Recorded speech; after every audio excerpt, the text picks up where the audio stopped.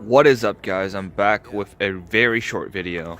Today someone sent me a sticker, but it also included another sticker right over here. I'll show you. Pretty cool stuff. But yeah, so I have this. It seems that like this corner would be a very nice place to put it, same as on the other side, but I'm not sure where I would put that sticker exactly, because I already have US flags like this one on the other side of my Jeep. I'm not sure if you guys seen that video, but I already have that. So, but this one, this is also a flag technically, but I think I could just put this right here. But of course, before anything, you have to clean the surface, you know, prep it up. All I'm going to do is get some alcohol wipes, wipe it down, and just peel this off and put it on there. So here the sticker is. It turns out that this sticker is like one big piece. I thought it was just the outline of the skull, but apparently it's this whole big thing. I'm not a big fan of it, but I'm too lazy to do anything about it. So I'm just gonna keep it like that. I think it looks cool. Yeah, ignore my lights. I just opened the doors, so that automatically turned on. Alright, so now I have to find a spot for this sticker. Where should I put it? I don't know. I'm going to think about it.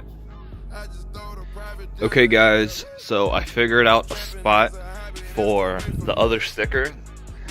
And so for the other sticker, I was thinking, I mean, the sticker obviously represents the police, like supporting the troops and all that.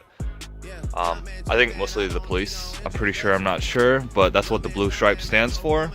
And I'm going to put it right there, bam.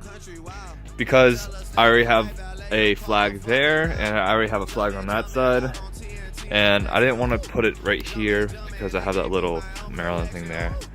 But I don't know, maybe in the future I'll put something else there, I'm not sure. But right now, I'm going to put it right here.